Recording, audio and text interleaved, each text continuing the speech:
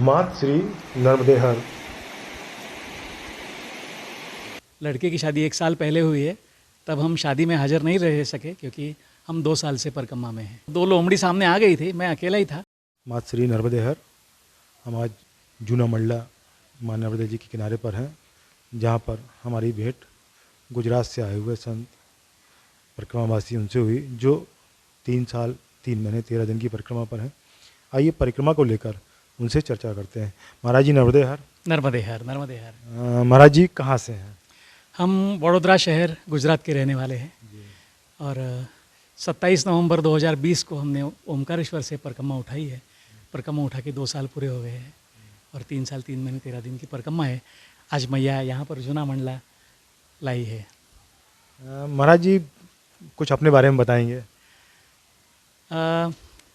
हम electrical engineer है, engineering की पढ़ाई की है और 36 साल खुद की कोचिंग इंस्टीट्यूट चलाई है वडोदरा शहर में, R² क्लासेस नाम से। और पहले से ही मैया के प्रति बहुत लगाव है। जब से शादी हुई है तब से हमारे जो गुरु महाराज है बड़ौदा में, उनका गुरु सेवा मठ है श्री बालानंद ब्रह्मचारी स्वामी जी, तो उनके भी गुरु महाराज जो सच्चिदानंद स्वामी जी, वो शिनोर में नर्मदा तट पर ही उनका निवास होता था और उन्होंने 12 साल की एक ऐसी 3 सोमसूत्री परिक्रमा मैया जी की थी। तो हमारे गुरु महाराज के लिए भी स्नान के लिए जो जल रोज़ मठ में चाहिए वो नर्मदा जल ही चाहिए। तो हर महीने हमारा थोड़ा आगे पीछे हो सकता है, लेकिन लगभग हर महीने मैया के किनारे जाना और गुरु महाराज के लिए घड़े में नर्मदा जल भर के लाना, ये तो 25-27 साल से चल रहा है। और जब भी छुट्टी मिलती है, कोई त्यौहार होता है, कोचिंग इंस्टीट्यूट को छुट्टी होती है बच्चों को, तो उस दिन कहीं भी बाहर घूमने के जाने के बजाय हम, हमारी पत्नी और लड़का, हम सब मैया के किनारे ही जाते आ रहे हैं हर छुट्टी में। क्योंकि हमारे बड़ौदा शहर से 60-70 किलोमीटर पर मैया जी के बहुत सारे स्थान हैं, जैसे कि मालसर, शिनोर, अनसुया माता जी, सौभाग्य सुंदरी, भालोद, मोटी कोरल, नारेश्वर, गरुड़ेश्वर, बहुत सारे स्थान हैं। और हम बस मैया के किनारे जाना है ऐसा सोच के निकल पड़ते हैं।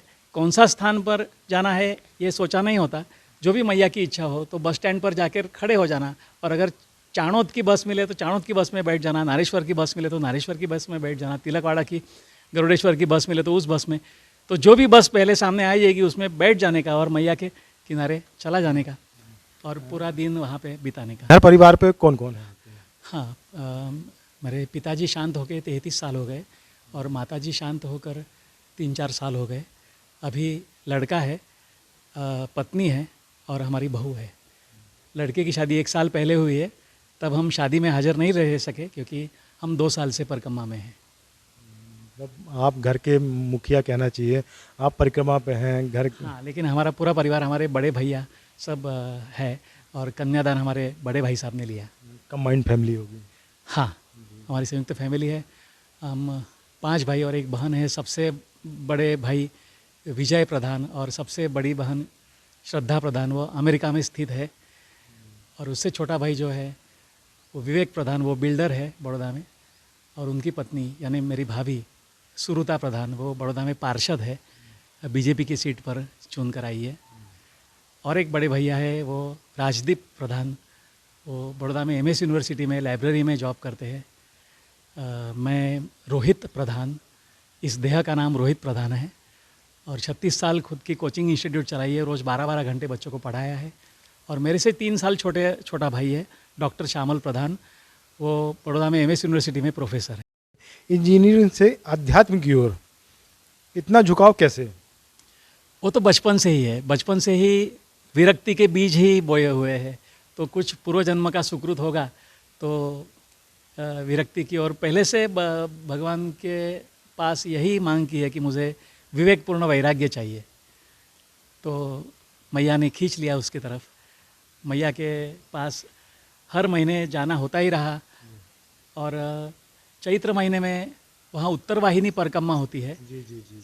तिलकवाड़ा, रामपुरा, विस्तार में, वो 5 बार हुई और उसके बाद मैया ने बीज रो दिए कि एक कॉन्फिडेंस आ गया कि नहीं पूरी परिक्रमा भी हो सकेगी। तो हमारी तो क्षमता नहीं है चलने की, लेकिन फिर भी ये मैया जी की अद्भुत लीला है कि वो हमें उंगली पकड़कर चला रही है, हमारे पैर को वही शक्ति दे रही है और 2 साल से परिक्रमा में है, पूरी कोई दिक्कत नहीं आई। बहुत अच्छी तरह से मैया जी संभाल रही है हमें भी और हमारे परिवार को भी। उत्तर वाहिनी की आपने बात की, तो हमारे मंडला में भी एक स्थान है। जी, जी। उत्तर वाहिनी परिक्रमा यहाँ भी होती है, पहले होती रही, अभी पुनः उसको प्रारंभ किया गया है। तो लगभग 10 से 12 किलोमीटर का ऐसा रूट है, वो परिक्रमा होती है। तो तो मैंने भी सुना है कि मंडला में भी अभी गए साल से ये उत्तर वाहिनी परिक्रमा चालू हो गई है और गुजरात में जो होती है वो लगभग 21 किलोमीटर की होती है। दोनों तट पर 10-10 साढ़े 10 किलोमीटर चलना होता है। व्यक्ति के बीच बचपन से ही हुए हैं। फिर विवाह के दौरान कैसे विवाह हुआ, क्या आप तैयार थे, नहीं थे? हाँ, पहले तो मैं ब्रह्मा कुमारी में भी जाता था और तब तो यही विचार थे कि शादी करनी ही नहीं है, शादी करनी ही नहीं थी। फिर भी कुछ विधि लिखित होता है, तो हम सच्चिदानंद स्वामी जी के आश्रम में जाते थे और हमारी जिनसे शादी हुई है वो उज्जवल प्रधान, वो भी MSc M.Ed है और Delhi public school CBSE school में टीचर हैं। तो वो बालानंद ब्रह्मचारी स्वामी जी के मठ में जाती थी, उनके गुरु वो थे, हमारे ये थे। लेकिन ये सच्चिदानंद स्वामी जी जो है वो ब्रह्मचारी स्वामी जी के गुरु महाराज थे। तो वो 2 महाराज ने, गुरु शिष्य ने हमारी शादी तय की और हम इसी गुरु परंपरा में हैं और गुरु महाराज और नर्मदा मैया मिलके हमको परिक्रमा करा रही है। उनके आदेश से ही हम परिक्रमा में निकले हैं। जब मन बनाया आपने कि परिक्रमा पे निकलना है, वो 3 साल 3 महीने 13 दिन की, तो क्या रिएक्शन था पत्नी जी का? उनको बहुत खुशी हुई और उन्होंने बोला कि ऐसा नहीं, जब निकले तब तो 25 महीने का विचार था कि 2 साल और 1 महीने में, यानी कि 2 साल में दूसरा चतुर्मास पूरा होगा और उसके बाद 1 महीना चलकर ओमकारेश्वर पहुंच जाएंगे, ऐसा विचार था। लेकिन जब पहला चतुर्मास महेश्वर में हुआ तब मैया ने ऐसे बीज बोए कि नहीं, अब 2 साल की कर रहे हो तो पूरे 3 साल 3 महीने 13 दिन की करो। और घर से ऐसा रिएक्शन आया कि आपको जितना भी समय लगे आप चिंता मत करना, आराम से परिक्रमा करना, बिल्कुल जल्दी में परिक्रमा करने की नहीं है, आपको पूरा आनंद लेना है परिक्रमा का। तो कितना भी समय लगे हम खुशी से आपको परवानगी दे रहे हैं, परमिशन दे रहे हैं, हमें कोई दिक्कत नहीं है। तो आप आराम से परिक्रमा कीजिए, हमें उसमें खुशी है, आनंद है। बातचीत होती रोज? होती है, दिन में 1 बार हम बातचीत कर लेते हैं। विरोधाभास रहता था? नहीं, विरोधाभास नहीं है। जो भी हमारे ऋषि मुनि थे वो भी बड़े साइंटिस्ट ही थे, तो विरोधाभास तो है ही नहीं। मतलब हमारा आध्यात्म कहना चाहिए साइंटिफिक था। हाँ, पूरा।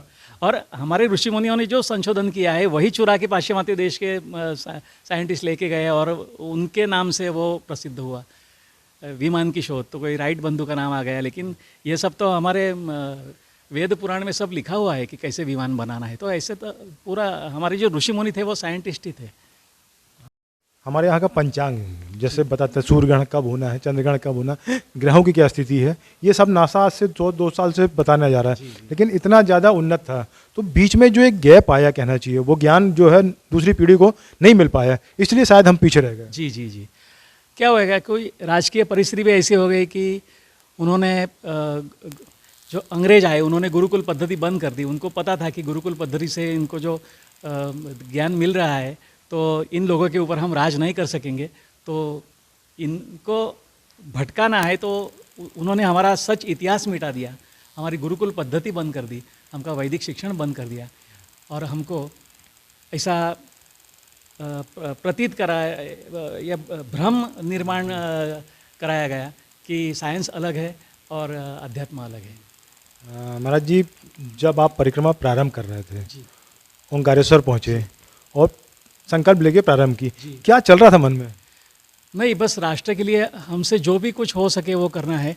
तो इस संकल्प के साथ परिक्रमा उठाई है कि इस नर्मदा परिक्रमा से अगर हमें कुछ पुण्य हमारे हिस्से अर्जित होता है तो वो हमारे हिंदू सनातन वैदिक धर्म और भारत राष्ट्र के सुरक्षा, उन्नति और उत्थान के लिए अर्पण, इस संकल्प के साथ ओंकारेश्वर से परिक्रमा उठाई है।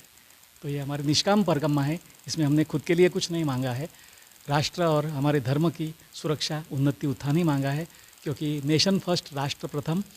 अगर राष्ट्र सुरक्षित है तो हम भी सुरक्षित हैं। आपने राष्ट्र प्रेम की बात की, हिंदुत्व की बात की, तो कहना चाहूँगा कि पिछले कई वर्षों से, हम आज़ाद हुए तब से, एक चोरी छिपे ऐसा माहौल बनाया गया कि हिंदुत्व को धीरे धीरे डोमिनेट किया जाता रहा। पिछले कुछ वर्षों से हिंदुत्व जागा है, हिंदू, तो और कितना अंतर पाते हैं आगे भविष्य में, क्या है हिंदुत्व की स्थिति? नहीं, अब तो मोदी जी है, मोदी जी और योगी जी के हाथ में सुकान है, तो अब तो सब सकारात्मक ही है, हिंदुत्व ही बढ़ेगा अब तो, और बढ़ना ही चाहिए। हमारी मैया से भी वही प्रार्थना है, और मैया हमारी हर प्रार्थना सुन रही है, क्योंकि मैया उसके भक्तों की हर सात्विक मनोकामना पूर्ण करती है। क्योंकि ये बहता हुआ जल नहीं है, ये तो साक्षात माँ है, भगवती है।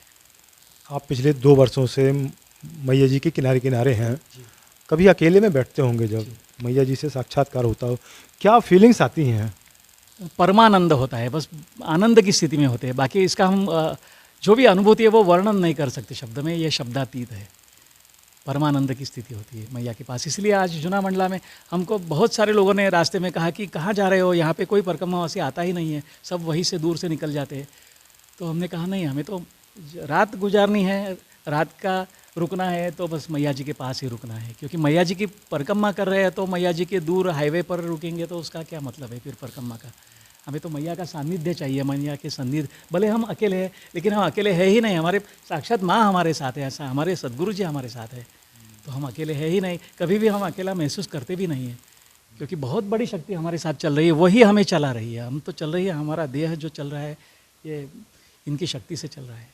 मानव स्वभाव है, कभी इच्छा हो जाती है कि बहुत दिन हो गए ये नहीं खाया, वो नहीं खाया, कभी ऐसी इच्छा हुई हो और पूरी हुई हो? नहीं, वो तो हर परिक्रमावासी की जो भी खाने पीने की इच्छा है वो तो मैया पूरी करती ही है, लेकिन हमारे विचार थोड़े अलग है।